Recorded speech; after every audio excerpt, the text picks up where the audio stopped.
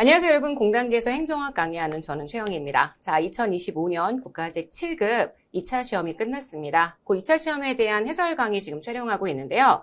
사실 해설 강의를 보시는 분들은 이번 시험을 굉장히 잘 보신 분들이 아니라 시험을 좀 망쳐서 다음 시험을 준비하시는 분들, 또는 내가 국가직 7급에 완전히 포커스를 두고 있지는 않지만 이후에 지방직 7급이나 올해 말에 연말에 진행되게 되는 추가 채용 시험이나 내년 9급을 준비하시는 분들, 아마 그런 분들이 학습용으로 내가 어떻게 시험을 대비하면 좋을지 참고용으로 이 해설 강의를 보실 거라고 생각을 하고 있는데, 일단 문제에 대한 해설지도 카페를 통해서 업로드하고 있습니다. 해설이 단순히 궁금하신 분들은 해설지의 내용만 참고하셔도 크게 무리는 없을 거예요. 다만 기출문제를 우리가 대할 때의 자세는 어때야 하냐면, 내가 이 기출문제의 경향을 통해 앞으로 어떻게 대비해야 할지, 이후에 학습법, 그 학습법을 정리하기 위해서는 기존의 문제의 출제 경향, 이런 것들이 필요하다는 판단이 들었습니다. 그래서 오늘의 해설 강의는 두 가지의 파트로 진행이 될 건데요. 네, 당연히 해설 강의를 진행할 거고요. 문항별 25개의 문제를 하나하나 꼼꼼하게 살펴보는 해설 강의를 할 거고요. 그거 전에 문제에 대한 출제 분석, 그리고 최근의 문제의 경향은 어떤지, 우리가 이런 경향에서 앞으로 학습은 어떻게 진행해야 하는지, 또한 이게 7급 해설 강의다 보니 올해 남아있는 지방직 7급과 국가직 7급의 추가 채용, 25년 시험들을 대비하기 위한 단기적인 커리큘럼은 어떤 식으로 제안하면 좋을 것인지, 이런 것들에 대한 이야기들을 진행해 보려고 합니다. 그래서 두 가지의 섹션으로 나누어서 진행할 거예요. 첫 번째 섹션은 바로 요거요. 출제에 대한 분석, 시험 문항 분석할 거고 행정학 학습법에 대한 분석할 거고요. 이후 시험에 대한 대비할 거고요. 그 다음 두 번째 해설 강의, 이렇게 해서 진행해 보도록 하겠습니다. 컴팩트하게 진행하려고 노력할 거니까 가능하면 처음에 이 학습법에 대한 분석도 잘 들어주시고 해설도 해설지를 가능한 한 다운받으셔서, 왜냐하면 해설지에 법령도 그리고 신규 이론에 대한 설명들도 있기 때문에 해설지를 다운받아서 여러분들이 해설지와 함께 강의를 들어주시면 좋겠습니다. 자, 시작해 볼게요. 자, 일단 단원별 출제 비중을 제가 한번 써봤습니다. 행정학 전체 1장부터 7장까지 몇 문항씩 출제가 되었는지를 제가 써놨는데, 사실 지금 이게 그렇게 중요한 것 같지는 않습니다. 왜냐면 이게 무언가 계열성을 가지고 늘 비슷하게 반복되면서 요 장은 중요해, 이렇게 출제가 되는 게 아니라 시험 때마다 계속 바뀌고 있는 것 같아요. 작년 같은 경우는 국가직 7급에서 2장 정책론과 4장 인사행정론의 중요도가 진짜 컸거든요. 근데 올해는 지금 보시면 아시겠지만 1장 행정학의 기초에서 무려 25문제 중에 7문제나 출제가 되었습니다. 정책론은 작년에 정말 출제 비중이 높았는데 올해 4문항밖에 출제가 안 됐고요. 여러분들이 너무 힘들어하시는 재무행정이나 지방자치, 문제가 2개씩밖에 출제되지 않았습니다. 인사행정론은 작년과 올해 비슷하게 문항이 5문제 상당히 중요하게 출제가 되었는데, 작년에 출제되었었던 인사행정 이론들에 비해서 올해는 대부분 법령 문제 위주, 그것도 국가공무원법의 여러 가지 임용 방식에 대한 부분들이 출제가 되었기 때문에 사실 단원별 출제 비중은 이제 더 이상 중요한 문제가 아닌 것 같습니다. 모든 단원을 골고루 공부하셔야 되고요. 특정 단원 위주로 공부를 진행해야 되겠다는 생각은 안 하시는 게 좋지 않을까 생각이 듭니다. 자, 이것보다 제가 좀 더 분석에 힘을 기울였던 건, 심도 있게 분석하고자 했던 거는 바로 요건데요.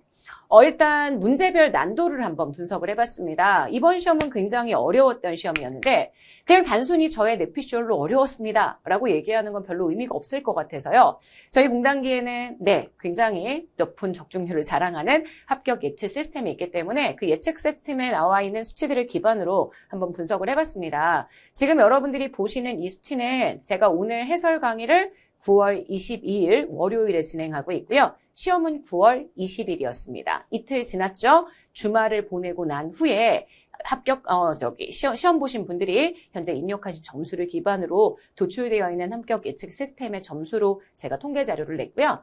지금 이 통계 자료를 보자면 월요일 날 9월 30일 9시 30분을 기준으로 지금 전체 평균이 70점대가 나왔습니다.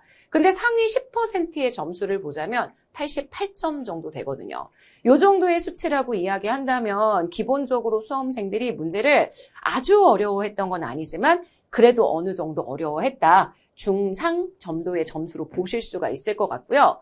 근데 보다 중요한 건 이 상위 10%에 해당하는 점수가 현재 88점이죠. 상위 20%에 해당하는 점수도 88점이고요. 상위 30%에 해당하는 점수가요. 84점입니다. 그 얘기는 뭐냐면 상위 10%, 상위 20%, 상위 30%를 변별하는 문제가 대략 한 문제 정도. 그러니까 문제가 아주 쉽지 않았습니다. 그렇다고 아주 어려웠던 것도 아니에요. 왜냐면 정말 까다로운 문제, 아무리 공부를 열심히 해도 절대 맞출 수 없었던 문제가 한 두세 문제 있었습니다. 그 두세 문제 이외에 나머지 것들은 좀 평이했던 편이거든요. 법령도 좀 까다로웠지만 이게 9급이 아니라 7급이었습니다. 그러면 까다로운 법령에 어느 정도는 여러분들이 대비를 하실 수 있도록 공부를 하셨지 않았을까요? 그래서 상위권의 점수가 굉장히 치열했다는 걸 느끼실 수 있어야 합니다. 실제 92점 정도면 안정적으로 합격권에 진입하시지 않았을까라는 생각이 들고 88점대, 다시 얘기해서 문제 3개 정도 틀리신 수험생들의 경우에는 정말 이 안에서 엄청 치열한 경쟁들이 나타나기 때문에 10%, 20% 점수에 별 차이가 없고 그 다음 하나 틀리면 30%로 훅 떨어지는, 그러니까 정말 한 문제의 중요도가 너무 크다는 거 여러분들이 꼭 인지하고 계셨으면 좋겠고요. 이렇게 분석도 한번 해봤어요. 정답률 난이도 분석을 한번 해봤습니다. 그래서 정답률 0에서 50% 미만, 0에서 50% 미만이면 진짜 어려웠던 문제죠. 지금 11% 이렇게 나왔거든요. 네, 3문제가 출제가 되었고요. 50% 이상 70% 미만, 지금 보시는 요만큼의 비중을 차지하고 있습니다. 전체 문항수 다 해서 6문제. 그래서 여기 있는 3문제, 여기 있는 6문제, 이들이 아마 관건이 되지 않았을까. 정말 상위권의 수험생들의 점수를 결정할 수 있는 관건 문제가 아니었을까라는 생각이 들고요. 상대적으로 70에서 85% 이상 이런 무난한 문제들도 있었습니다. 여기 70에서 85%에 해당한 문제가 12문제, 그 다음 정말 80%, 85% 이상 누구나 다 맞출 수 있었던 문제, 요게 6문제. 그래서 여러분들이 정말 중요하게 보셔야 하는 문제는 바로 여기 70% 미만의 요 문제들을 정말 틀리지 않았어야 한다는 거 꼭 기억하시고요. 기본 문제 역시, 그러니까 정답률이 70%를 넘어가는, 공부 조금 했으면 누구나 맞을 수 있었던 문제에서 최대한 실수를 줄여주시는 게 너무 중요합니다. 한번 문제를 골라봤습니다. 공단기 합격 예측 시스템 기준으로 가장 어려웠던 문제 뭐가 있느냐? 일단 제일 어려웠던 문제는 20번의 데이터 3번 문제였습니다. 요건 정말 시사적인 내용들을 잘 모르시는 분들은 헷갈릴 수밖에 없지 않았었던 그런 문제가 아니었을까 싶고요. 그 다음 맥러린의 집행 유형, 아마 시험에서 처음 보신 분들이 대부분이었을 거예요. 제 교재에도 사실 수록이 되어 있는 주제는 아니었습니다. 이번에 좀 출제하신 분들이 본인들이 좀 더 전공하셨던 그런 이론들에서 문제를 출제했던 느낌이 굉장히 강하게 들어서 이 18번에 있는 맥러린이나 또 뒤에 16번에 보시면 셀리스버리라는 학자의 집행에 관한 내용들이 나오는데 이런 부분들이 좀 여러분들에게는 생소했던 주제가 아니었을까라는 생각이 들고요. 그래서 맥러린의 집행 유형 25%, 그리고 19번에 행정협의회 나왔는데 법령 문제였습니다. 지방자치론 범정 문제였는데 이 문제의 정답률도 34%. 정책결정 모형, 전략적 인적관리, 공적 윤리, 국가재정 운용계획 이런 것들도 정답률이 지금 50에서 60% 사이에 되는 것들이어서 제가 체크를 해놨는데 사실 밑에 있는 이 문제들은 당연히 맞았어야 하는 문제였고요. 지금 보시는 요 오답률 상위의 3개, 18번, 19번, 20번 조 세 문제 같은 경우에는 18번이나 20번은 정말 어려웠더라고 하더라도 19번은 충분히 여러분들이 잡을 수 있어야 했던 문제라고 저는 판단이 들거든요. 제가 이따가 문제 해설을 진행하면서 꼼꼼하게 다시 한번 정리를 해드리겠지만 여러분 법령 문제, 특히 7급에서는 지방자치론이나 국가재정법 같은 그러한 유형들의 법령 문제들은 정말 대비를 잘할 수 있도록 꼼꼼하게 읽어주셔야 된다는 걸 다시 한번 더욱 당부드리도록 하겠습니다. 자, 실제 분석을 한번 해봤더니 전체 문항 중에 16개의 문항은 정답률 70% 이상의 문항이었습니다. 16번의 셀리스버리 신규 이론 문제도요. 정답률이 70%였습니다. 왜냐하면 이 문제가 윌슨과 같이 출제가 되어서 윌슨 내용을 알고 있었다라면 문제를 고를 수 있는 여지가 좀 있었거든요. 그래서 정답률이 그렇게 낮지는 않았었고요. 그래서 지금 보시는 이 문제들, 이건 반드시 여러분이 반드시 맞아야 되는 문제인데 대비가 가능한 문제들인데 이 문제들에서 일단 실수를 줄이시는 게 너무너무 중요하다고 말씀드릴 수 있고요. 신규 이론 딱 2문제밖에 안 나왔습니다. 지금 보시는 16번에 셀리스버리의 정책 유형, 그 다음 맥러린의 집행 유형, 둘 다 정책론의 신규 이론들이 출제가 됐던 거고요. 그래서 정책론은 제가 작년에도 해설 강의 진행하면서 그런 얘기 많이 했었어요. 정말 신규 이론들이 나올 수 있으니 여기는 좀 여러분들이 행정학적 사고력을 넓혀줘야 한다. 이런 얘기들을 진행을 했었고요. 그래서 이 2가지의 이론 좀 생소했을 거고, 법령 문제가 여러 가지가 출제가 되었지만 사실 제일 중요한 법령 문제는 17번의 공직자 윤리 문제, 그 다음 19번의 행정협의회 문제, 그 다음 데이터 3법 문제. 공직자 윤리 파트는 그래도 문제를 웬만큼 맞추신 것 같은데 이 행정협의회나 데이터 3법 이 2가지의 법령 문제는 좀 어려워하셨던 것 같습니다. 이거야말로 내용을 모르시는 분들이 많아서 이 문제는 어쩔 수 없다 쳐도 19번의 행정협의회는 꼭 맞았어야 하는 문제입니다. 제가 해설을 진행하면서 다시 말씀드릴게요.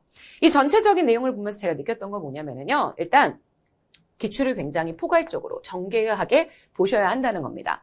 정답률이 좀 높았던 문제들 말고도요. 신규 이론에서 출제가 되었던 문제들이 많았습니다. 수기민주주의나 역량평가나 순환보직이나 전략적 인사관리, 보몰효과, 15 임용은 단독 문제가 출제된 적이 거의 없었던 문제들이었는데 이런 문제들이 이번에 출제가 되어서 되게 낯설다. 라고 생각하시는 분들이 있었을 것 같아요. 하지만 여기는 제가 수업 중에도 굉장히 많이 소개해드렸던 내용이거든요. 왜냐?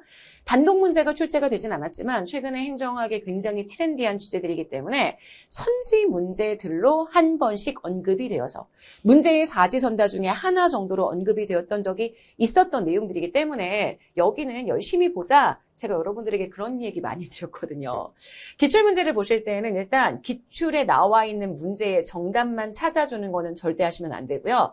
기출문제를 정말 꼼꼼하게 여러 가지 각도로 분석하시는 작업이 너무나 중요할 것 같고요. 포괄적으로 문제가 언급하고 있는 주제들을 다양하게 분석하는 것, 그리고 정교하게 그 내용들을 하나하나 체계적으로 파악하는 작업. 이게 너무나 중요할 것 같습니다. 기출을 바탕으로 기출을 읽어내는 연습을 하고 기출에서 언급한 주제들을 다시 한번 확인하고 그래서 걔네들을 정교하게 정리해주고 이런 작업들을 통해 문제에 접근을 해봐야 최근에 굉장히 논의가 많이 전개되고 있는 이 행정학적 사고력을 대비할 수 있지 않을까라는 생각이 듭니다. 그래서 여러분들이 이거 보실 때 좀 참고하면서 행정학 전반적인 내용들을 공부해야 한다. 이렇게 말씀드릴 수 있을 것 같습니다.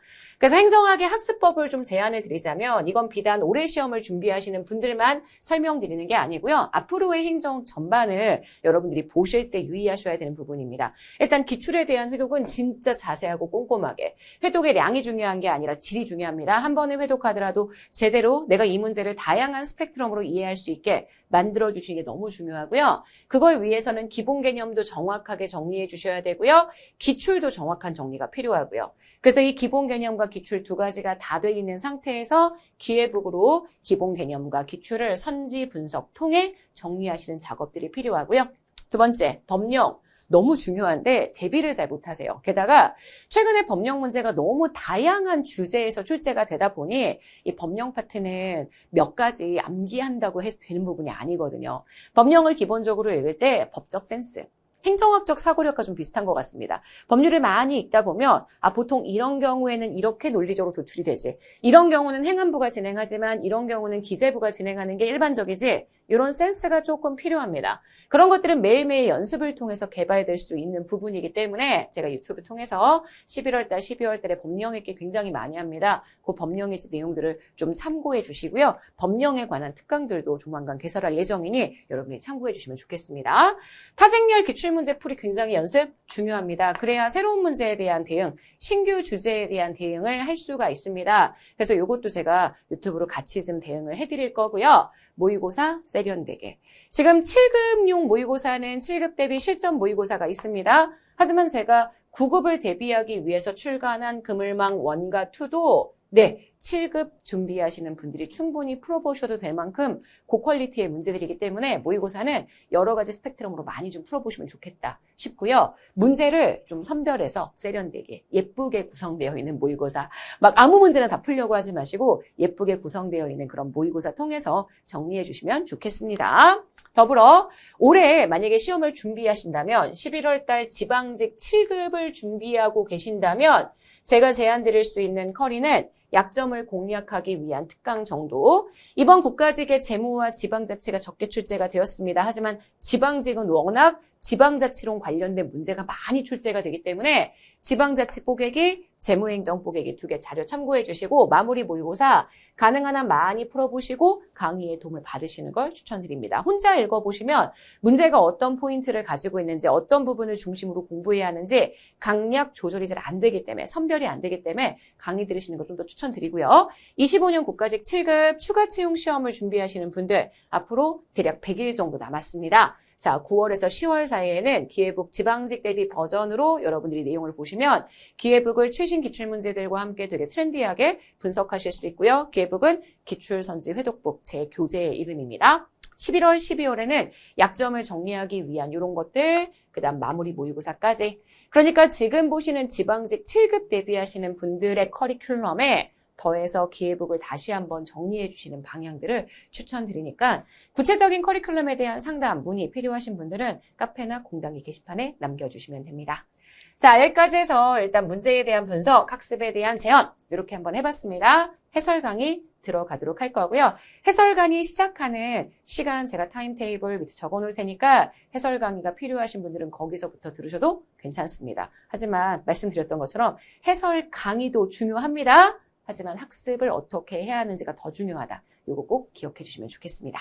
자, 그러면 우리 1번부터 한번 들어가 볼게요.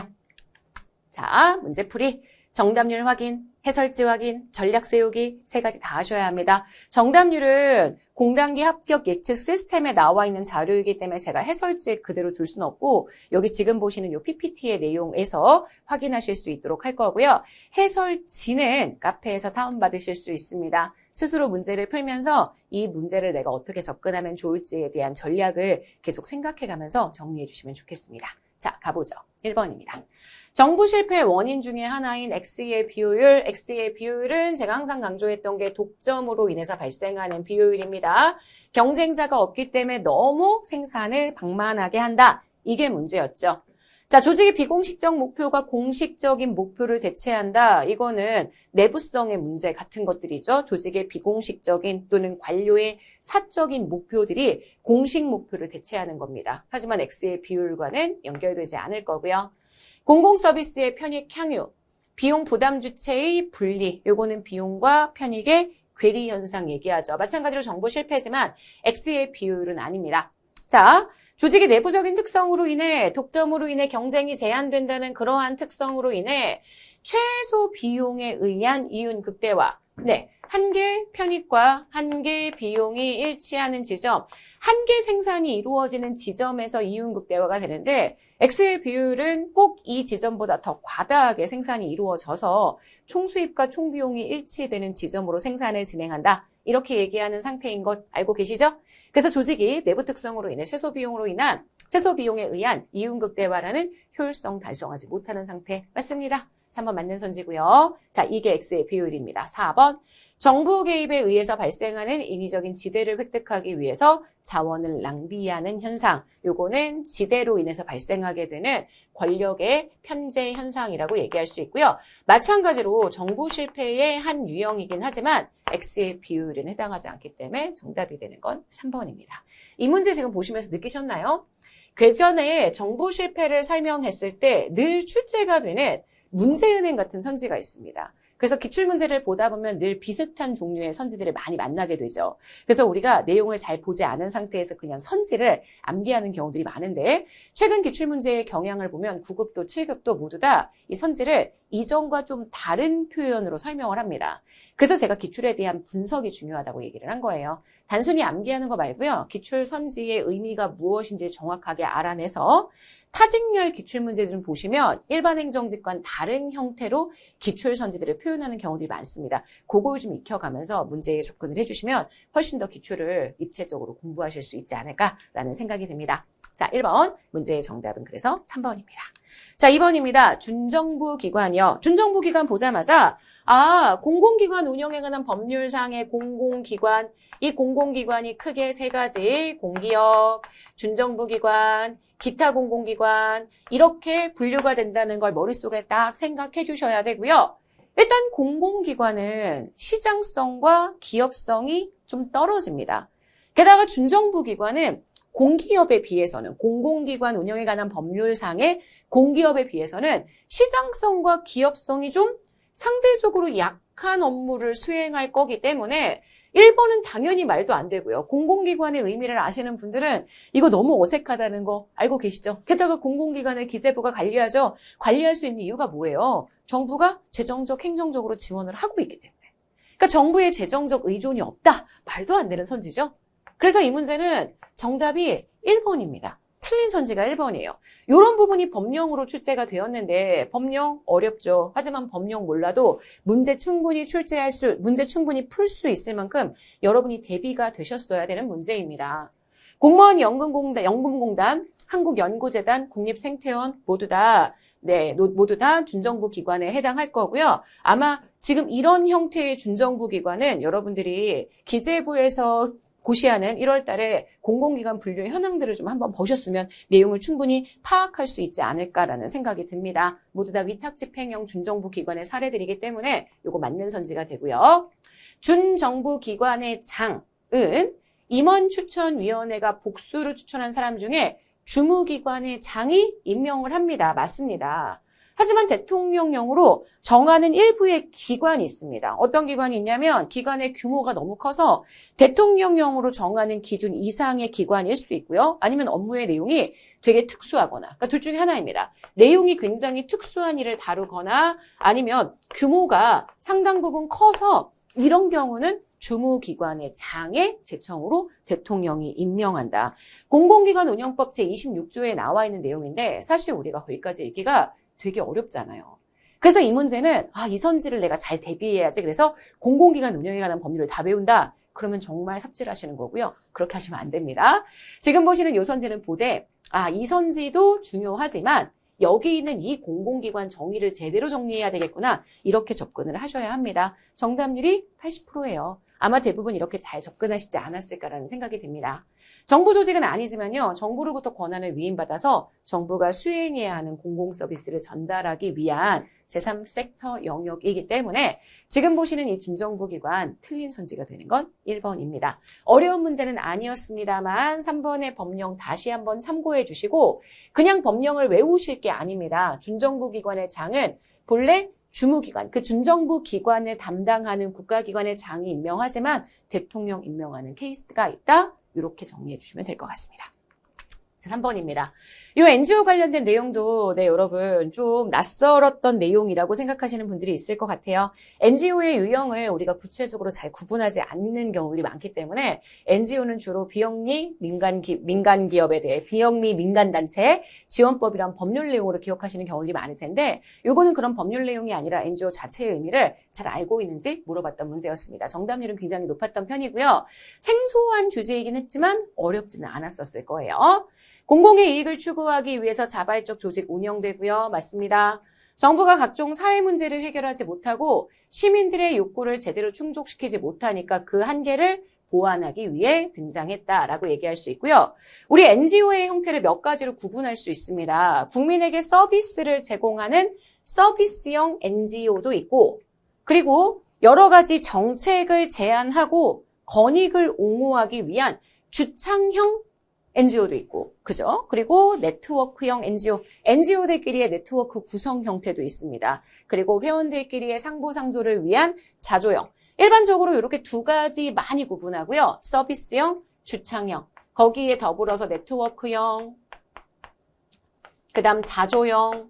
이런 형태의 분류들을 할 수가 있는데 그 중에서 이 서비스형이 뭐냐면 서비스 제공하는 거예요. NGO들 중에 사회적 약자를 위한 복지 혜택을 제공하기 위한 그런 NGO들 많죠. 하지만 또 어떤 NGO는 국민들의 권익을 보호하고 정책을 개선하기 위한 그런 의견들을 피력하기 위한 NGO도 있거든요. 그래서 지금 보시는 이 주창형이 국민의 권익을 보호하는 역할. 오히려 서비스형이 사회적 약자를 위한 다양한 복지 혜택의 NGO라고 이야기를 해줄 수 있습니다. 그래서 3번 예시들까지 해설지에 다 수록을 해놨으니 한번 읽어봐 주시고 NGO로 이렇게 분류할 수 있구나, 분류하는 개념이 이렇게 되는구나 정리해 주시면 좋겠습니다. 4번 시민들의 참여를 통해서 구성되기 때문에 자칫 스스로가 통치하는 자치적인 성격을 가지고 있다. 맞죠? 그러니까 문제가 좀 쉬웠던 게 3번을 조금 낯설게 느끼시는 분들이 일부 있었다고 하더라도 1번이나 2번이나 4번에 NGO의 특징을 정확하게 알고 있는 분들이라면 누구나 다 맞는 내용인 걸 확인할 수 있었던 부분이기 때문에 문제를 좀 수월하게 풀 수 있지 않았을까라는 생각이 드는 거죠. 행정학은 완전히 여러분들의 삶과 동떨어져 있는 과목이 아니기 때문에 여러분이 계속 행정학적 내용들을 들으면서 시사적인 내용, 행정학적 사고 이런 것들을 계속 생각해 주시면요. 이런 문제들은 굉장히 빠르고 쉽게 대응하실 수 있습니다. 4번입니다. 자, 순환보직이요. 네, 수평적으로 이동하는 거죠. 보직을 순환하는 겁니다. 같은 우리 직급 내에 여러 개의 보직이 있는데 그 보직을 움직여 다니면서 전보, 전직 이런 것들 진행해주게 되면 그게 순환보직이고요. 순환보직을 다른 말로는 배치 전환이라고 얘기하기도 합니다. 외부에서 사람을 채용하는 방식이 아니라 내부에서 임용하는 방식이기 때문에 이거 틀렸고 정답률 93% 누구나 다 맞았던 문제라고 볼 수 있습니다. 기관이 수행하는 다양한 업무에 대한 이해를 가능하게 하고요. 여러 가지 업무들을 담당해 보기 때문에 하지만 한 분야에 있지 않고 여러 개의 분야를 이동하기 때문에 전문성의 축적은 좀 어려워질 수 있습니다. 조직 단위에서 이전 다른 조직에 있었던 구성원이 들어와요. 그러면 새로운 눈이 생기죠. 프레시한 아이가 생기니까 새로운 아이디어의 유입을 기대할 수 있다는 측면이 현재 장점으로 언급될 수 있습니다. 그래서 문제 4번 정답이 되는 건 1번입니다. 자, 5번입니다. 5번은 정책 델파이에 관한 문제인데 이 문제야말로 기출에서 출제되었던 내용이 그대로 언급되었던 문제인데 정답률이 생각보다 낮더라고요.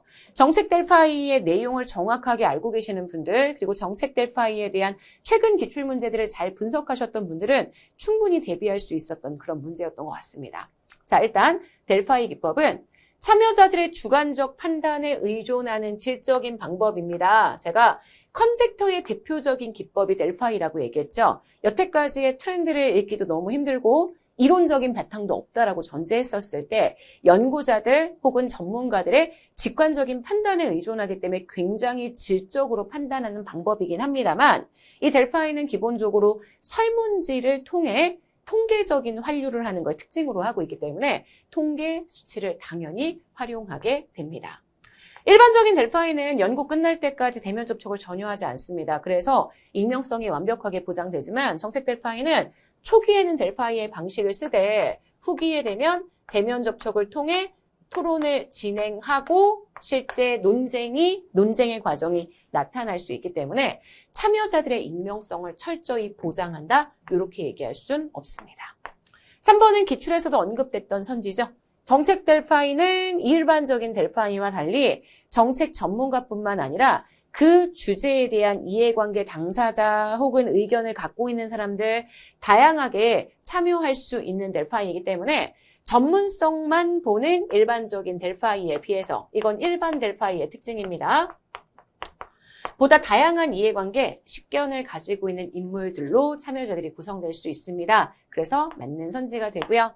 갈등을 부각시키고자 합니다. 초기 단계에서 델파이에 사용되는 기법들을 통해 찬성하는 사람, 반대하는 사람들의 의견을 집약합니다. 그래서 이들의 갈등이 어느 정도 정리가 되면, 어느 정도 찬성과 반대가 확실하게 구분이 되면 그때부터는 갈등을 좀 더 부각시켜서 제가 정책 결정자가 좀 더 갈등의 상황을 정확하게 인지하도록 만들어주기 위한 델파이 기법이라고 여러 번 소개를 드렸었죠. 그래서 갈등을 억제하는 게 아니라 오히려 갈등을 부각시킵니다. 의도적으로 갈등을 보여줄 수 있는 수치를 제시하기도 합니다. 그걸 통해 의견을 현재 다양하게 피력하도록 만들어주고 그걸 통해 정책 결정자가 정책 결정에 도움이 될 수 있도록 만들어주는 게 정책 델파이기 때문에 갈등을 좀 더 부각시킨다는 특징이 나타난다. 이렇게 보시면 될 것 같습니다.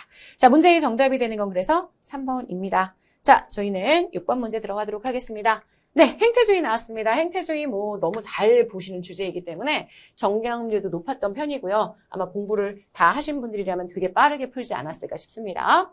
사회현상을 과학적으로 분석하자고 보죠. 사회현상의 분석도 자연과학과 마찬가지로 엄밀한 과학적 연구가 가능하다고 봅니다. 맞습니다. 자, 2번 자료의 계량적인 분석을 특징으로 합니다. 맞습니다. 행태의 규칙성, 상관성, 인과성이 있습니다. 인간의 모든 행태는 그 행태의 패턴이 만들어지는 원인이 있기 때문에 그 원인을 찾으면 인과관계를 논리적으로 분석할 수 있다. 이렇게 얘기하죠. 그래서 행태의 규칙성, 상관성, 인과성, 경험적으로 입증하고 설명할 수 있다고 보는 이론 맞고요. 가치와 사실의 분리를 통해 급박한 정책 문제 해결에 대한 역할, 학문의 실천적 성격 회복 아니잖아요. 사실과 가치를 분리해서 온전히 사실 위주의 연구만 진행을 합니다. 그래서 오히려 지금 보시는 이 뒤에 부분 이런 것들을 제대로 하지 못했다라는 한계가 나타나기 때문에 이후에 신행정학이 행태주의가 이런 것들을 하지 못했던 문제를 지적하면서 이런 현실 문제 해결 이런 것들을 하자라고 하면서 등장을 했죠. 행태주의와 신행정학 접근법에 대한 내용을 아시는 분들이라면 아마 충분히 수월하게 볼 수 있었던 내용이 아닐까 싶습니다. 자, 문제의 정답은 지금 4번이고요. 이럴 때 4번만 보지 마시고 여기가 정확한지 그리고 요걸 행태주의적 설명 방법의 내용으로 단권화 시켜주는 연습들 이런 것들이 진짜 중요한 거예요. 기출을 그냥 기출로만 보지 마시고 기출 문제를 통해서 어떻게 공부할 것인지 학습 자료, 소스라고 생각하시면 아마 충분히 공부에 도움이 될 수 있을 것 같습니다. 자, 7번입니다. 제가 고위공무원단에게 진행하는 역량평가는 분명히 출제 가능성이 있다고 말씀을 여러 번 드렸습니다. 그래서 그런 얘기들을 수업 중에 굉장히 자세하게 설명하기도 하고 모의고사에서도 여러 번 다루었는데 어쨌든 나왔죠. 자, 고위공무원단 역량평가는 구조화된 모의 상황을 설정해서 현실적 직무 상황의 근거에 행동을 관찰해서 평가합니다. 그래서 여러 명의 평가자들이 함께 합의해서 다양한 역량의 영역들을 평가한다고 얘기를 했죠. 맞는 선지입니다. 역량평가의 중요한 지점, 이게 사후적인 평가가 아니라 사전적인 예측평가라고 이야기를 했죠. 지금 당장의 근무 실적이 아니라 앞으로 이 사람이 일을 얼마나 해나갈지에 대한 가능성을 평가하기 때문에 이전의 근무 성과나 근무 태도, 근무 성적, 평정 점수와는 관계가 없다. 여러 번 설명했던 내용이었는데 이번에 문제로 딱 출제가 되었습니다. 3번입니다. 다양한 기법을 활용해서 맞아요. 그러니까 과거의 게 중요한 게 아니라 이거를 평가하고자 하는 게 아니라 바로 요거 미래의 행동에 대한 잠재력을 평가하기 위한 게 목적이기 때문에 요거 맞는 선지가 되고요. 역량평가의 기법에는 집단 토론도 있고요. 서류화한 기법이 뭐냐면 서류화한 기법은 최근에 문제에서 한두 번 언급이 되어서 제가 해설지에도 상세하게 써놨는데 서류함에 되게 다양한 자료들을 넣어놔요. 그런 다음에 실제 근무 상황처럼 다양한 자료들을 넣어놓고 실제 현안 문제를 해결하기 위해서 자료들을 어떻게 수합해서 분석하는지에 대한 능력을 파악하기 위한 기법. 그래서 집단 토론, 서류화한 기법 모두 다 구조화된 모의 상황을 실제 설정해서 현실적인 직무 상황에 근거한 행동을 평가해서 관찰할 수 있다. 이렇게 보셔야 합니다. 그래서 이 고위공무원들의 역량을 개발하기 위한 액션 러닝도 제가 수업 중에 굉장히 여러 번 설명을 드렸죠. 가상의 상황을 설정한 다음에 문제에 어떻게 접근하는지 요거를 연습하는 과정, 액션 러닝. 그러면 그 액션 러닝 이후에 평가 과정도 비슷하게 이루어져야 되겠죠. 집단 토론 얼마나 잘하고 있는지, 서류함 기법 통해서 문제에 대한 해결, 정말 당장 나에게 직면한 문제를 어떻게 해결하면 좋을지 이런 것들에 대한 분석 스타일을 보게 된다. 이렇게 정리해 주시면 될 것 같습니다.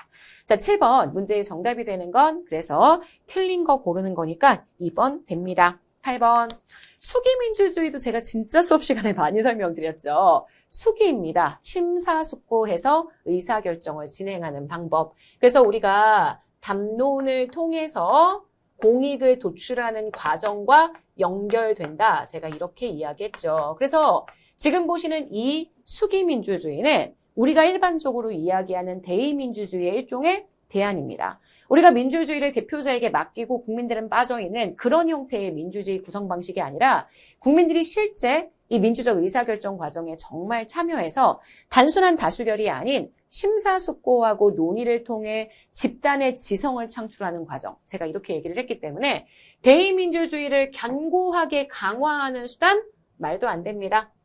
정책 결정할 때 구성원들의 심사숙고라는 과정이 들어가기 때문에 절차적 정당성, 수용성을 높이는 데 분명히 기여하게 되고요. 이 수기민주주의를 구체화시키는 방법으로 제가 최근에 공론조사에 대한 문제 여러 번 풀어드렸습니다. 단순히 여론조사하는 게 아니라 국민들에게 충분히 이 주제에 대해서 생각해 볼 수 있는 기회와 시간, 훈련을 실시하고 그 이후에 심사숙고하고 고민한 다음에 공론으로 사람들의 생각을 조사하는 것. 합의를 하기 위한 회의, 시민들이 배심원으로 참여하는 시민 배심원제, 모두 다 수기민주주의를 구체화하는 방식이고 하나하나 다 해설제 내용 통해서 무슨 내용인지 알고 계셔야 합니다. 충분한 정보 제공. 균형 잡힌 토론을 전제합니다. 그래서 정책에 대한 사회적 갈등을 완화하는 기능을 할 수 있습니다. 그래서 여러분 지금 보시는 8번 문제의 정답되는 옳지 않은 선지는 1번이 됩니다. 수기민주주의에 대한 고민들을 좀 하셨던 분들이라면 아마 이 문제 보시는데 내용을 크게 어렵게 생각하지 않았을 것 같아요. 자, 9번 문제 들어가도록 할까요? 자, 에도크라시에 대한 문제고요. 정답률이 93%, 대부분 다 맞추었던 문제라고 보시면 됩니다. 자, 에도크라시는 탈관료제 모형입니다. 형식주의나 공식성에 얽매이지 않을 거고요. 수평적인 분화는 제가 100번 연구해서 좀 높을 수 있다고 했죠. 왜냐하면 작업 과정의 전문화는 아니더라도 인적 자원, 굉장히 전문성 있는 인력들의 전문화는 나타날 수 있기 때문에 에도크라시가 기본적으로 복공집이 좀 낮은 편이지만 이 인적 자원의 전문성으로 설명하는 수평적 분화는 높은 편이다. 이렇게 얘기할 수 있습니다. 그래서 2번 요거 틀렸고요. 수직적 분화는 낮은 편입니다. 그래서 수평적 분화를 제외한 복잡성, 공식성, 집권화 모두 다 낮은 게 에도크라시의 일반적 특징. 알고 계시죠? 자, 3번입니다. 업무 수행 상황에 대한 탄력적 대응을 강조하기 때문에 공식화가 잘 안 돼 있습니다. 규칙을 최소화시킨다라고 얘기할 수 있고요. 상황에 대한 신속한 대응을 강조합니다. 그래서 문제 해결에 전문성을 가지고 있는 사람들이 상대적으로 참여해서 일선 관료들이 전문가들이 많습니다. 그들이 직접적으로 현장에 투입돼서 의사를 결정하고 상황에 맞는 유연하고 적절한 대처를 해줄 수 있도록 훈련하는 것. 이게 에도크라시입니다. 사실 1번이나 2번이나 3번은 많이 봤던 표현인데 이런 4번 선지 같은 건 조금 낯설어요. 기출에 많이 나오지 않았던 선지들이 최근에 되게 많이 보여요. 문제가 어렵고 쉽고를 떠나서 여러분들이 알고 계시는 주제에 평이하게 읽힌다고 하더라도 이게 기존에 출제되었었던 선지와 약간 다른 형태라고 한다면 그 낯선 선지는 예쁘게 보시고 선지를 잘 자기의 것으로 만들어주시는 과정이 진짜 필요합니다. 아시죠? 네. 자, 그래서 9번 문제의 정답은 2번입니다. 자, 10번입니다. 정답률이 66%, 65% 이런데 여러분 이렇게 어려운 문제가 아니었습니다. 정책 결정 모형에 대한 문제인데 이렇게 정리하시면 안 되죠. 자, 문제의 내용 한번 보도록 할까요? 각 대안으로부터 나타나는 모든 비용과 편익이 계산될 수 있어서 우리는 모든 비용과 편익을 완벽하게 분석해서 정책을 결정할 수 있다. 누가 봐도 이거는 합리 모형입니다. 실제 문제가 지금 보시는 제시물 말고 선지에서 모형이 네 가지가 나오죠. 최적 아니면, 합리 아니면, 만족 아니면, 회사 모형 이렇게 나와 있습니다. 사실 합리 모형의 방식을 사용하는 모형이 최적 모형도 있어요.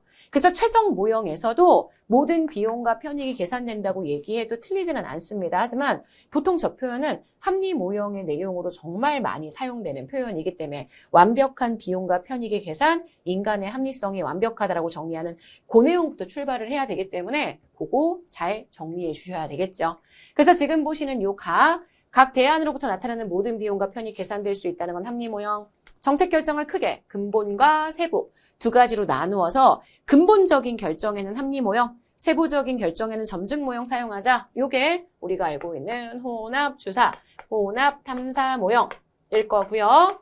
인간의 합리성은 완벽하지 않습니다. 제한적입니다. 이거 얘기한 게 뭐 한둘이야. 만족 모형도 이렇게 얘기했고요. 점증 모형도 이렇게 얘기했고요. 회사 모형도 이렇게 얘기했고요. 쓰레기통 모형도 마찬가지고요. 사실 인간의 합리성이 완벽하다라고 얘기하는 모형이 굉장히 적습니다. 합리 포괄, 아니면 앨리슨 원 모형 요 정도이기 때문에 지금 보시는 요거 이런 것들이 들어가 줘야 하겠죠? 됐죠? 자, 라입니다. 추구하는 가치와 목적들은 중요도에 따라서 분류되고 서열화된다. 이거는 목표의 다른 말로 우선순위가 확실하다는 얘기입니다. 목표를 제대로 설정할 수 있고 목표의 우선순위를 확실하게 줄 수 있다. 요거는 합리 모형이 가지고 있는 특징이기 때문에 문제의 정답이 2번인데 이 문제에서 지금 여기 요 라에 해당하는 요 합리 모형에 대한 내용이 조금 낯설어요. 처음 보시는 느낌이 분명히 있었을 겁니다. 아, 맞아. 합리 모형이 목표의 중요도를 우선순위로 만들 수 있다고 했지. 이게 기억이 나셨으면 너무 좋았을 것 같아요. 자, 그래서 여러분 지금 보시는 10번 문제의 정답은 2번입니다. 자, 이번에는 11번 문제 넘어갈까요? 요게 지방직에서 한번 출제가 된 적이 있었던 공공재의 과다공급설 관련된 문제죠. 공공재 과다공급설 내용만 잘 알고 있었다라고 한다면 뭐 문제 보시는데 크게 무리가 되지 않았었던 그런 문제가 아니었을까라는 생각이 듭니다. 자, 11번입니다. 다음 설명에 해당하는 것. 정부 부문은 저자본 노동 집약적 산업이어서 자본 집약적인 제조업이나 민간에 비해서는 생산성이 낮고 서비스 원가에서 임금이 차지하는 비율이 높습니다. 따라서 임금의 인상은 정부 서비스 비용을 증대시키게 되어서 정부 지출이 증가하게 되는 원인이 된다. 보몰병이죠. 수업 중에 진짜 많이 설명을 했었던 부분이기 때문에 아마 보몰 효과는 잘 찾아주시지 않았을까 싶고요. 그레시엄의 법칙은 우리 행정학에는 한 번도 나온 적이 없습니다. 물론 경제학에 주로 나오는 악화가 양화를 구축한다는 이 표현은 아마 경제학 공부하신 분들은 다 아실 것 같은데 어쨌든 행정학에선 처음 출제가 된 내용입니다. 나쁜 것들이 좋은 것보다 훨씬 더 많아진다. 뭐 이런 원리의 내용으로 정리해 주실 수 있겠죠. 바그너의 국가활동 증대의 법칙, 일반적으로 1인당 국민소득이 증가하며 국가에게 요구하는 게 많아진다. 이런 거 설명하는 내용이고요. 피크와 와이즈만의 전이 효과는 전쟁 같은 그러한 상황 때문에 정부 지출이 한번 증가하면 정부 지출이 다시 줄어들지 않는다. 이거 다 공공재의 과다공급설 설명하는 내용이고 지방직 구급에 이미 기출로 한번 언급됐었던 주제이기 때문에 물론 그때는 정답이 파킨슨의 법칙이었습니다. 그래서 지금 보시는 보몰 효과, 바그너의 현재 국가활동 증대의 법칙, 피콕과 와이즈만의 전이 효과 이런 게 답안의 이름으로만 있었지만 그걸 잘 정리하셨던 분들이라면 기출을 좀 더 포괄적으로 접근하셨던 분들이라면 쉽게 풀지 않았을까라는 생각이 듭니다. 11번 문제의 정답이 되는 답안은 1번이 되겠죠. 정답률 73%인 거 보이시죠? 확인 잘하고 넘어가 주시면 됩니다. 자, 12번입니다. 위원회 조직에 대한 내용이에요. 자, 위원회 조직은 복수의 위원들로 구성되어서 같이 의사결정을 진행할 수 있는 탈관료제적인 정보 모형이죠. 위원들의 임명 시기를 달리하면 한꺼번에 위원들이 전면적으로 교체되지 않기 때문에 정책의 계속성을 확보할 수 있고요. 의사결정에 다양한 사람들이 참여한다는 점에서 신중한 결정을 내릴 수 있습니다. 하지만 너무 많은 사람들이 함께 의사결정을 진행하니까 그 누구도 책임지려고 하지 않아서 책임성이 좀 적어진다라는 문제점들이 항상 나타나게 되고요. 의사결정 과정에서 여러 사람들이 함께 참여하면 그만큼 시간이 지연되고 비용이 소요될 수 있다는 건 뭐 누구나 아시는 내용이죠. 그래서 12번 문제의 정답은 3번이고 위원회는 법률로 출제가 될 수도 있는데 법령 문제로 출제가 될 수도 있는데 여기서는 그냥 위원회라는 조직의 형태를 잘 알고 있는지 이런 형태로 문제가 나왔습니다. 정답률 84%였으니 대부분 다 잘 풀었던 내용이었던 것 같아요. 자, 그 다음 13번입니다. 제가 최근에 인사행정의 정말 중요한 트렌드에 대한 이야기들을 진행을 인사행정 아니네요. 죄송해요. 공공선택 이론, 이 공공선택 이론에 대한 거는 워낙 수업 중에 많이 했던 거니까 쉽게 푸셨죠? 정답률 77%였습니다. 자, 신고전주의 경제학 원리를 통해 정치 행정 현상을 설명합니다. 제가 공공선택 이론 얘기할 때 얘가 비시장 경제학. 시장이 아닌 영역의 경제학을 적용한다. 비시장 영역에서 정부 실패가 발생했습니다. 이 정부 실패란 문제를 경제학적 사고를 통해서 해결하고 싶었던 거예요. 그래서 신고전주의 경제학 원리를 통해 정치와 행정 현상에서 발생하는 정부 실패를 설명하고자 했기 때문에 1번 당연히 맞는 선지고요. 2번 선지입니다. 공공 서비스를 생산하고 제공하는 데 있어서는 정부 관료제가 유일 최선의 방법은 아니라는 입장이다. 네, 맞습니다. 정부 관료제가 너무 독점적으로 서비스를 제공하고 있어서 문제가 있어요. 그래서 이 관료제적인 정부 조직의 스타일 피해서 지방정부가 서비스를 생산하게 만든다거나 국민들이 선택할 수 있도록 한다거나 선거를 여러 번 치러서 공직자를 국민의 선택으로 뽑는다거나 그래서 공공 서비스를 생산하고 제공하는 데 있어서는 무엇보다 경쟁적인 체제를 만드는 게 되게 중요하다. 이렇게 이야기했었던 이론입니다. 그래서 정부 관료제가 유일최선의 방법이 아니라는 입장이고요. 맞습니다. 자, 3번. 모든 경제학적 이론은 제가 다 방법론적 개체주의의 입장을 가진다라고 얘기를 했었죠. 그래서 요거 맞는 선지가 되고요. 4번입니다. 오스트롬은 사실 민주행정 패러다임이라고 얘기해서 정부 조직의 기구들의 관할권을 중첩시킨 뒤에 소비자인 국민들의 선택을 받자 이렇게 주장했던 학자입니다. 실제 오스트롬이 공공선택 이론의 학자인 건 알아도 이 사람이 무슨 주장했는지 모르시는 경우들이 있는데 민주행정 패러다임이라는 그러한 주장을 했었다라는 거 기억하세요. 관할권을 중첩시켜 소비자들의 선택을 받을 수 있도록 만들어준 정부 관료 조직은 정부 기구는 민주성과 효율성을 높일 수 있다. 이렇게 주장했습니다. 관료가 소관 예산의 극대화를 추구한다. 이렇게 주장했던 학자는 니스카넨의 입장이기 때문에 오스트롬, 니스카넨 모두 다 공공선택 이론의 학자들이긴 하지만 각각 주장한 구체적인 내용의 차이가 있다는 걸 알고 계셔야 하는 문제였습니다. 제가 오스트롬도 뷰캐넌과 털록도 실제 기출에서는 이름은 등장한 적 있지만 이론이 나온 적이 없었다고 수업 중에 많이 말씀을 드렸거든요. 하지만 이름만 나왔다고 해서 이들을 이름만 기억하시면 안 됩니다. 기출을 좀 더 포괄적으로 분석적으로 보셔야 한다고 얘기했죠. 오스트롬과 니스카넨이 어떤 주장들을 했던 학자들인지 그리고 뷰캐넌, 털록 이런 학자들은 또 어떤 주장했었는지 여러분이 다시 한번 정리하면서 공공선택 이론을 좀 더 포괄적으로 공부하실 수 있으면 좋겠습니다. 자, 14번.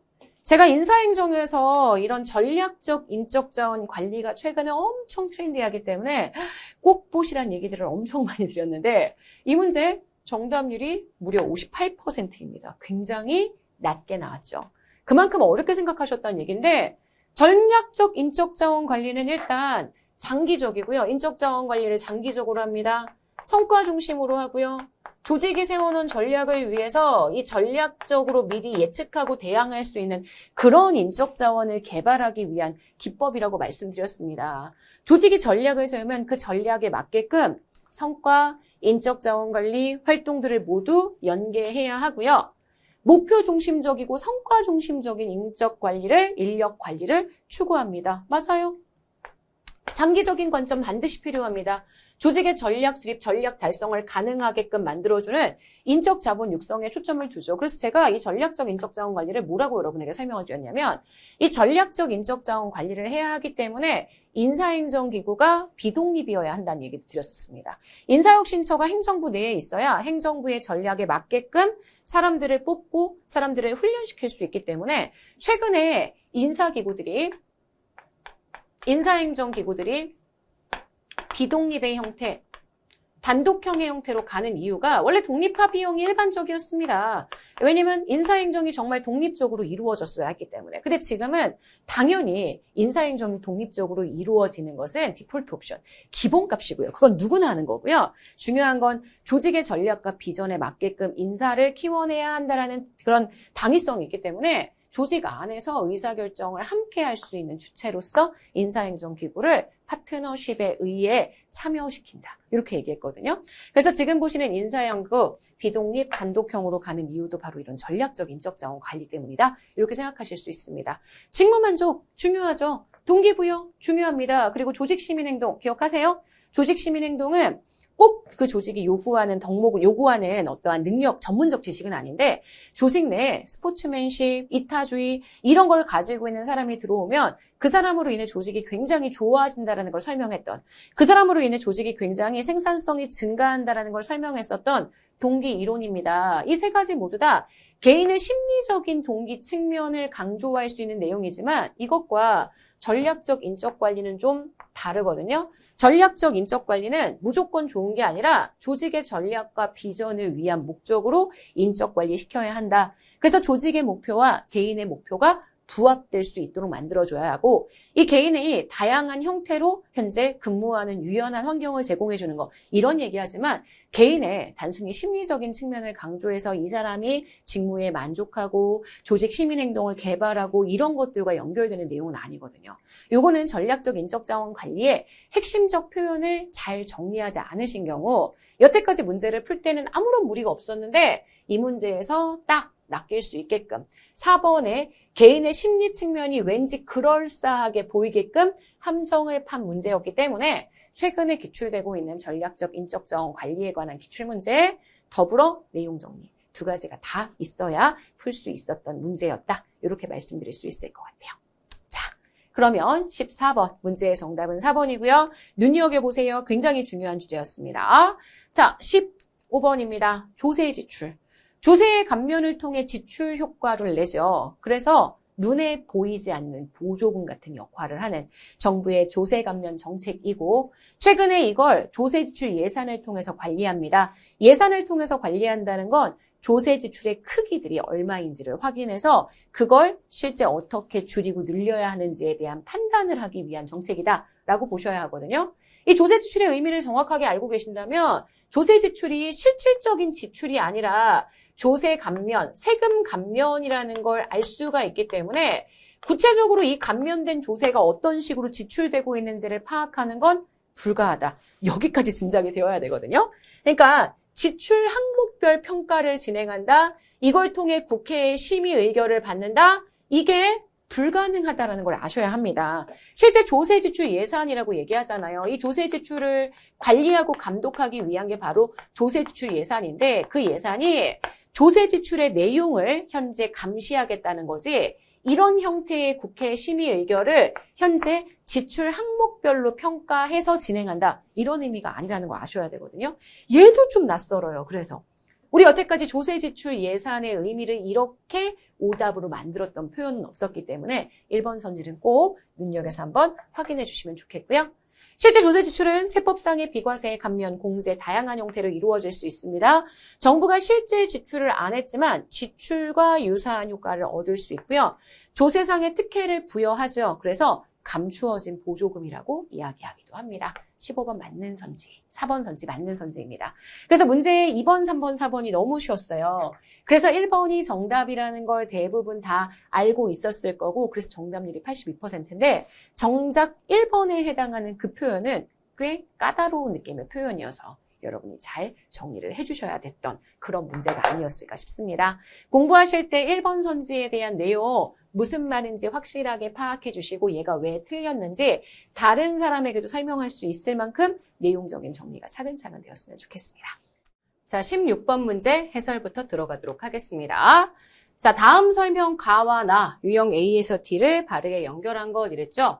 정답률이 71%인데 사실 이 문제는 정답률은 71%지만 전 굉장히 어려웠던 문제라고 생각했던 게 이 셀리스버리가 너무 낯설었던 이론입니다. 셀리스버리뿐만 아니에요. 요거 다음에 18번 문제에 있었던 맥러린 이런 학자들은 정책학에 나오는 굉장히 새로운 학자들인데 사실 신규 학자들은 아니고요. 예전부터 있던 학자들인데 대부분의 정책학 책들이 이들의 이론들을 인용하지 않았었습니다. 아마 이번에 출제에 들어가신 선생님들이 저술하신 책에 이 학자들에 대한 언급이 있지 않았을까라는 생각이 드는데 막 너무 상세하게 보실 필요는 없지만 그래도 출제되었던 학자니까 무슨 주제를 어떻게 얘기했는지 제가 좀 구체적인 내용들을 해설지에 써놨으니 그 내용 참고해 주시고요. 일단 중요한 건 시험장에서 이런 문제를 만났습니다. 그럼 여러분들은 어떻게 하셔야 되느냐? 시험장에서 이런 문제를 만났다면 일단 셀리스버리를 본다고 해서 문제를 풀 수 있는 건 아닐 테니까 일단 윌슨을 먼저 공략을 하셔야 되겠죠. 비용이 다수에게 분산된다. 비용이 다수에게 분산되니까 결과적으로 반대하는 로비, 비용 부담하는 사람들은 정책을 반대할 수밖에 없습니다. 반대하는 로비는 굉장히 소극적으로 이루어지고 편익이 소수에게 집중되었으니까 지금 보시는 편익 찬성하게 되겠죠. 찬성은 굉장히 적극적으로 나타나게 된다는 거. 그래서 지금 보시는 이 상황이 고객 정치라는 거 요거 파악해 주시면 되고요. 자, 그래서 정답은 지금 보시는 나를 D로 이야기했었던 내용들, 그러니까 2번이나 4번 둘 중에 하나라고 생각하시고 어쩔 수 없죠. 그때는 찍어야 되겠죠. 근데 대부분 다 잘 찍으셨던 것 같고요. 지금 여기서 얘기하는 이 표현이 뭔지는 잘 모르겠지만 요구 패턴, 통합, 결정체제, 분산, 요건 재분배 정책이 아니라 자율규제 정책에 대한 내용이기 때문에 문제의 정답이 일단 2번이 됩니다. 아마 2번과 4번 요 두 가지 사이에서 고민하신 분들이 굉장히 많았을 것 같은데 느낌상으로는 그래도 2번을 많이 쓰셨을 것 같고 그래서 정답률이 70% 정도 나오지 않았으나 싶습니다. 일단 요거 셀리스버리에 대한 얘기를 잠깐 하자면 이 사람들 로이처럼 정책에 대한 유형을 분류합니다. 로이가 배구, 규제로 분류했었죠. 분배 정책, 그 다음 재분배 정책, 규제 정책, 그리고 구성 정책. 근데 지금 보시는 이 셀리스버리는 구성 정책은 없습니다. 분배 정책, 규제 정책, 재분배 정책, 그리고 자율 규제라고 해서 좀 전문성을 가지고 있는 집단. 뭐 의사라든지 변호사라든지 그들은 자기네들이 가지고 있는 여러 가지 윤리적인 원칙들 가지고 스스로의 행동을 규율하는 규제를 만들잖아요. 그 규제를 자율규제라고 칭하면서 그 규제에 대한 분사성과 통합성, 이 규제에 대해서 정부가 의사결정을 어떻게 해야 하는지, 의사결정을 통합적으로 해야 하는지, 아니면 분산적으로 해야 하는지, 그리고 정부에 대해서 이러한 정책에 대한 요구를 하고 있는 집단이 통합적인지, 분산적인지 이렇게 해서 현재 정책의 유형들을 분류하거든요. 지금 보시는 이 자율적인 규제는 정부에 대한 이익 집단의 요구가 굉장히 통합되어서 집약적으로 나타나게 되고 그리고 정부가 이걸 의사결정할 때의 구조는 사실 좀 분산적으로 이루어지는 그러한 형태의 정책이어서 정부의 의사결정 구조가 분산적인 건 자율적인 규제나 분배 정책에 대한 내용. 정부의 의사결정 구조가 굉장히 통합적으로 집중되어서 이루어지는 건 재분배 정책이나 규제 정책에 대한 분류이다. 이 정도로 정리를 하고 넘어가 주시면 될 것 같습니다. 사실 이 셀리스버리에 대한 내용은 정책의 유형이 4가지, 그래서 자율규제에 대한 것들도 정책의 유형으로 분류했다. 이렇게 봐주시면 되고 그 분류하기 위한 기준이 지금 보시는 것처럼 요구의 패턴과 결정 체제이다. 이 정도만 정리해 주셔도 크게 무리가 되지 않는 부분일 것 같습니다. 자, 셀리스버리에 대한 내용은 이렇게 해서 마무리하도록 하고요. 16번의 정답은 2번입니다. 자, 17번입니다. 공무원의 복무와 윤리에 대한 설명으로 옳지 않은 것 했는데 여러분 이거 너무 많이 틀리셨어요. 공직 윤리에 대한 거 이렇게 많이 틀리시면 안 됩니다. 제가 수업 중에도 많이 말씀드렸지만 공직자의 이해충돌 방지법상 모든 공직자는 직무 관련자가 사적인 이해관계자임을 알았다. 안날로부터 7일 이내에 신고하는 게 아니라 14일 이내에 신고고요.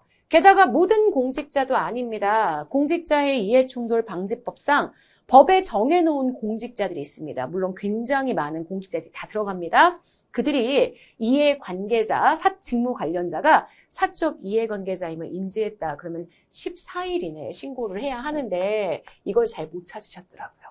자, 근데 사실 이번 국가공무원법의 종교중립의 의무가 규정되어 있는 것, 공직자윤리법의 선물 신고, 주식의 매각이나 백지신탁에 관한 규정이 포함되어 있는 거, 그 다음 마지막 국가공무원법상의 공무원은 직장 이탈 금지되어 있습니다. 근데 만약에 이 사람이 수사의 대상이다, 그러면 직장 이탈이 가능하죠. 수사기관이 공무원을 구속하려면 그 소속기관 장에게 미리 통보해야 하지만 만약에 그 사람이 현행범이다, 그러면 통보 절차 없이 구속할 수 있다. 요 얘기거든요. 그래서 지금 보시는 1번 여기 나와 있는 날짜 혹은 지금 보시는 모든 공직자라는 공직자의 대상 범주 이런 거 여러분들 기억 못하셔도 2번, 3번, 4번이 너무 확실하게 맞는 선지이기 때문에 정답 1번 이렇게 갔으면 너무 좋았을 텐데 그게 잘 안 됐을까 봐 걱정이 좀 되더라고요.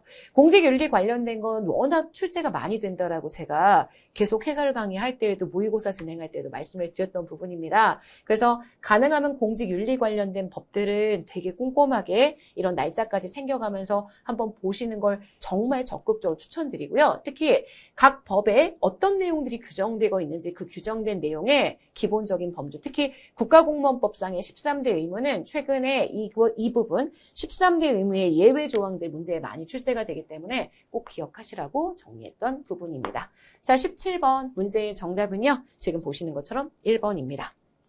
18번. 정답률이 25%예요.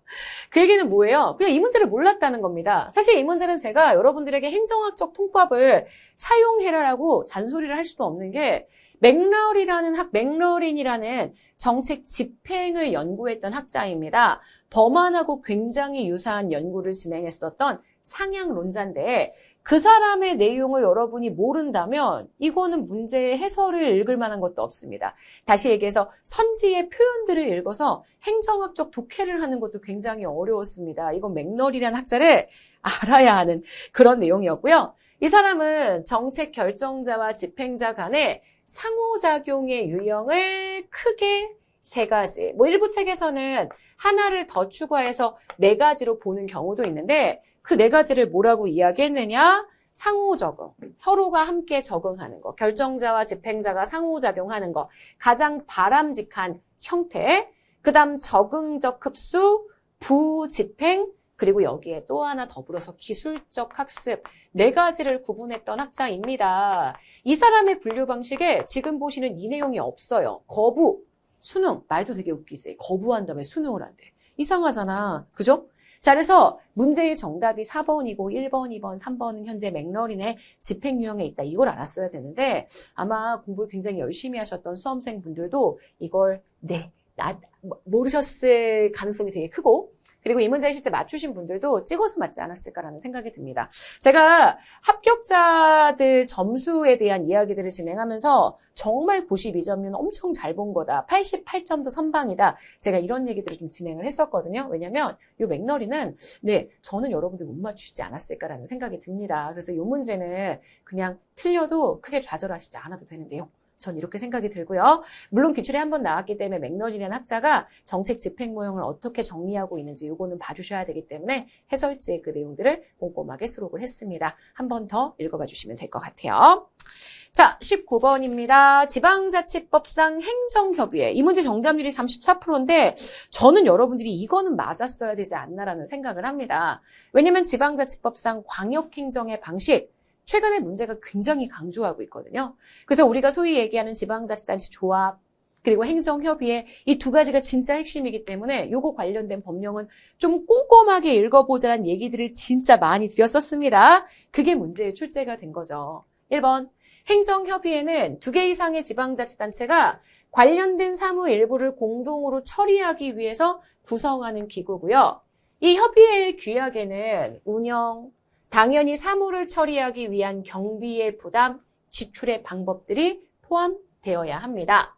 3번, 사무에 관계된 중앙행정기관의 장은 공익상 필요하면 관계 지방자치단체의 장에게 협의회를 구성하도록 권고한다고 했는데 보통 이렇게 지방자치단체의 협의회 구성을 권고하거나 지방자치단체들끼리의 분쟁 해결을 권고하거나 이런 역할들은 행안부 장관이 보통은 합니다.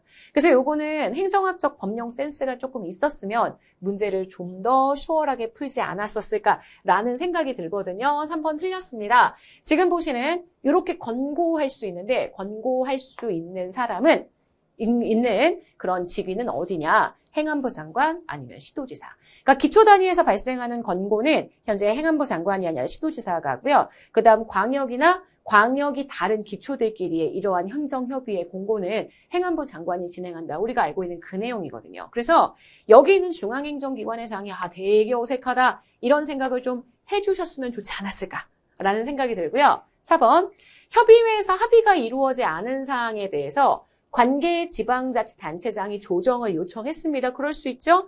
시도, 광역 간의 협의 사항이라면 행안부 장관이 조정. 이것도 굉장히 자연스러워서 지방자치단체에 대한 여러 가지 조정들은 대부분 행안부 통해서 이루어진다. 이거 여러분들이 생각해서 문제를 보시면 너무 좋지 않을까라는 생각이 드는 거죠.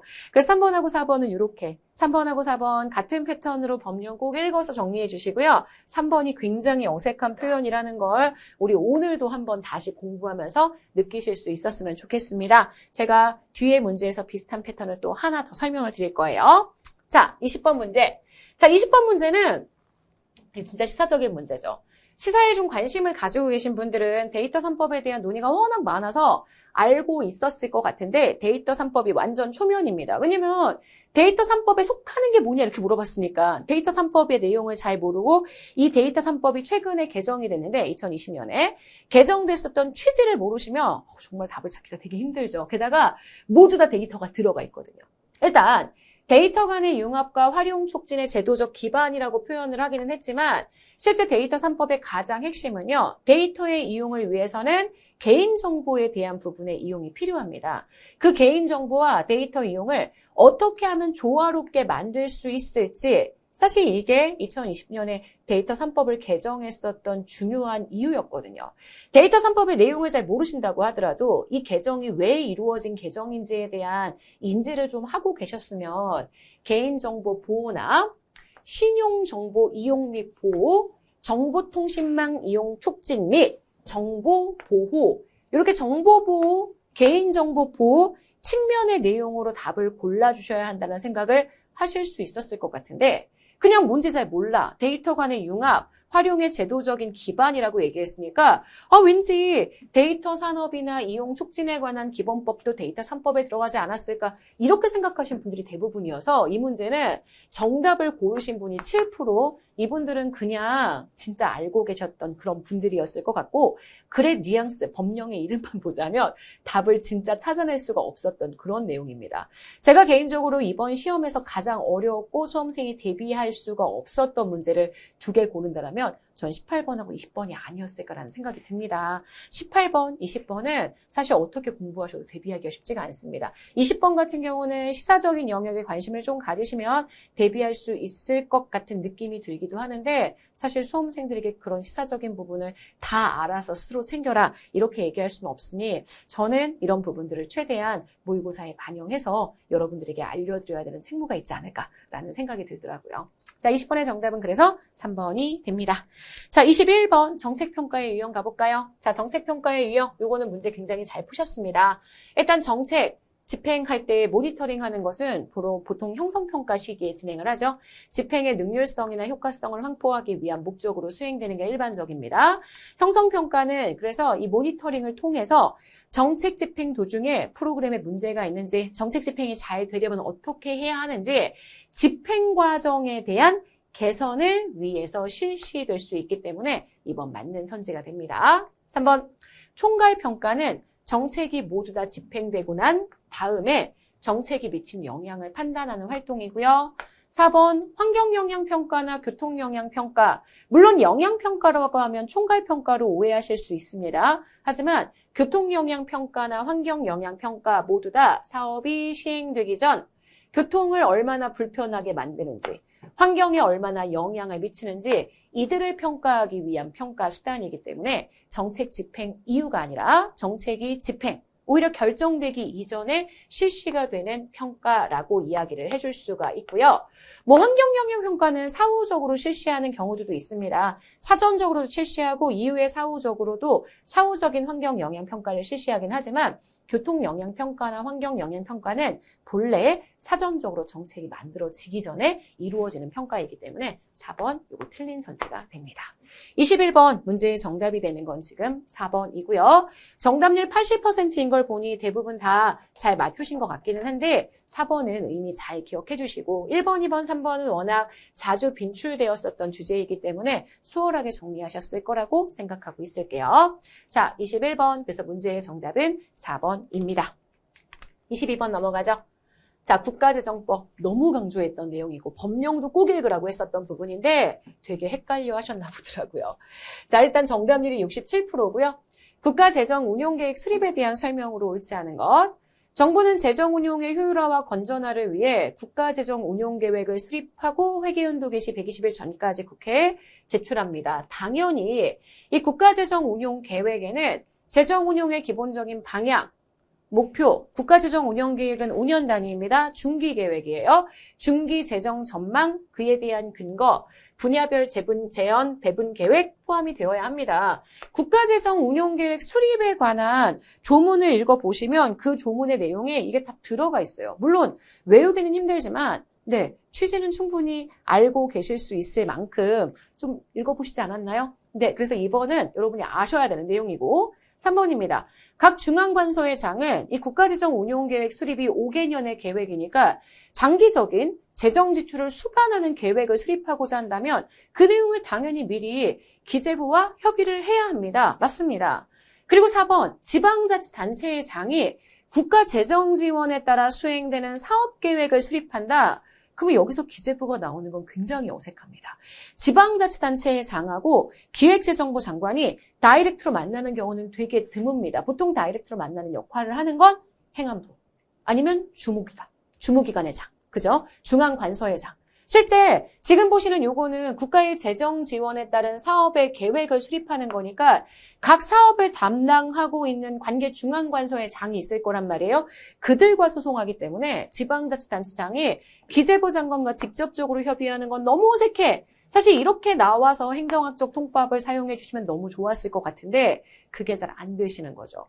법령만 그냥 보려고 하지 마시고 보통 이럴 때에는 기재부 장관을 다이렉트로 만나는 게 아니라 관계 중앙행정기관의 장 아니면 행안부 장관 요거 통해서 진행한다라는 원칙을 좀 기억하시고 내용을 보시면 지금 보시는 4번도 그리고 아까 우리가 정리했었던 위에 19번 문제의 선지들도 좀 행정학적 통법을 통해 여러분들이 해결할 수 있지 않았을까 싶습니다. 법령 보실 때 단순히 그냥 법령을 읽어가시는 게 아니라 법령의 취지, 법령의 일반적인 패턴 이런 것들을 좀 기억해 주시는 게 문제를 풀 때 굉장히 큰 도움이 될 수 있습니다. 이런 것들은 제가 유튜브 통해 법령 특강 진행하는 걸로 다시 한번 정리를 할 거고 여러분 스스로도 법령을 읽으실 때 이런 부분들을 잘 정리하면서 생각해 주시면 좋겠습니다.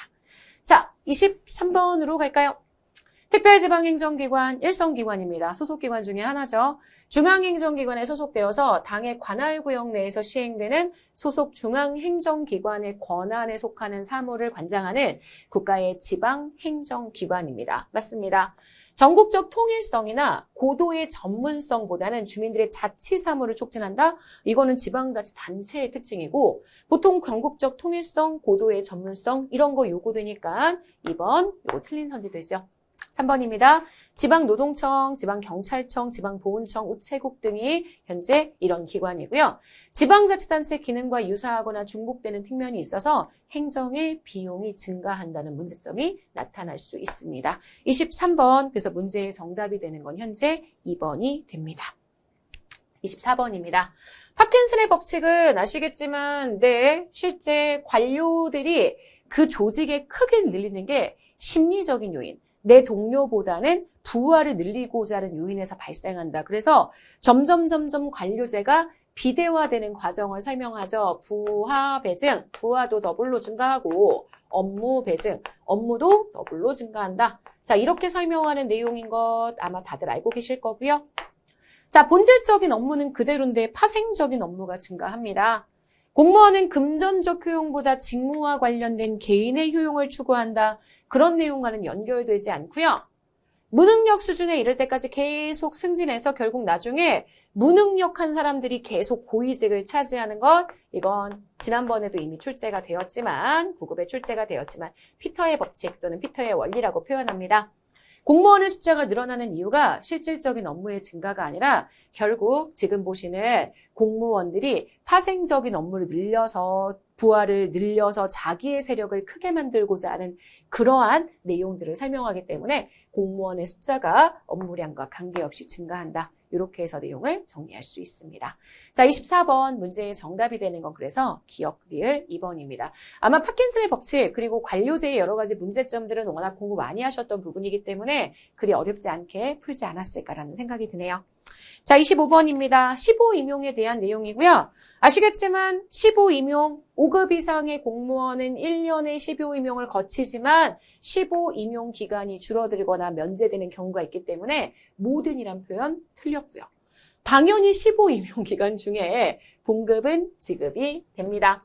15 임용 기간 중에는 아시겠지만 신분 보장이 이루어지지 않기 때문에 만약에 공무원으로서 품위를 크게 손상시키는 행위를 해서 공무원으로서의 자질이 부족하다고 판단이 되면 면직시킬 수 있습니다. 자, 6급 이하 공무원들의 15 임용 기간은 6개월이지만 임기제 공무원이라면 계약직 공무원입니다. 여기에 어떻게 15까지 주나요? 그래서 실제 법령에도 임기제 공무원의 15 기간은 면제한다는 조문이 나와 있고요. 여러분들이 그냥 보시기에도 6급 이하인데 임기제가 딱 눈에 띄었어야죠. 임기제가 눈에 딱 띄었다라면 15 임용 기간을 별도로 두지 않는다라는 걸 충분히 파악하실 수 있었을 거라는 생각이 듭니다. 자, 인사행정에 관련된 문제들이 대부분 말씀드렸지만 우리가 알고 있는 내용이긴 하지만 조금 낯설게 이전에 기출에서 아주 가볍게 다루었던 것들을 굉장히 자세하게 출제하고 있다는 포인트를 보실 수 있었기 때문에 기출 계속 말씀드렸지만 조금 집요하게 자세하게 그리고 포괄적으로 내용 하나하나의 요소들을 내가 정말 확실하게 알고 있는지 이렇게 확장적으로 공부하시는 방법들이 필요하다는 얘기들을 다시 한번 드리고 싶습니다. 자, 여기까지 해서 전체 25문제에 대한 모든 해설을 마무리했습니다. 아마 해설을 제대로 공부하시려면 해설 강의보다는 해설지의 내용을 좀 읽어가면서 이론들을 정리하실 필요가 있다. 이렇게 말씀드릴 수 있고요. 실제 제가 지금 문제를 풀면서도 얘기했지만 16번의 셀리스버리라든지 18번의 맥러린 그리고 20번의 데이터 3법 이런 거는 대비하기 굉장히 어려운 주제입니다. 이런 것들을 잡기 위해서 정말 안 보는 개론서까지 다 뒤지시는 건 전 비추고요. 그 안 보는 개론서에 있는 내용들을 잘 뒤져서 나올 만한 주제들을 좀 선별하고 배치하는 건 제가 해야 하는 일인 것 같습니다. 저와 연구소에서 진행을 할 테니까 여러분은 일단 기본적으로 기출에 나와 있는 표현들은 절대 헷갈리지 않도록 정리해 주시고 법령 표현들 꼭 읽으시면서 법령에 그냥 숫자들만 암기하시지 마시고 이런 경우에는 보통 이런 패턴이더라. 저런 경우에는 저런 패턴이더라. 지방자치단체에 대한 부분은 보통 행안부에서 진행하는 경우가 일반적이고 기재부 장관을 따로 만나지는 않더라. 이런 기본적인 패턴에 대한 연습들도 꼭 해주셔야 될 것 같습니다. 자, 해설 강의 이후에 궁금하신 부분들이 있다면 그건 카페를 통해서 질문해 주시면 되고요. 시험 보신 분들 그리고 공부하셨던 분들 너무나 애쓰셨습니다. 우리 다음 결과에서 더 좋은 결과 만들 수 있도록 같이 최선을 다하면 좋겠습니다. 자, 여러분 너무 애쓰셨고요. 저희는 또 다음 여러 가지 강의를 통해서 만나도록 하겠습니다. 안녕히 계세요.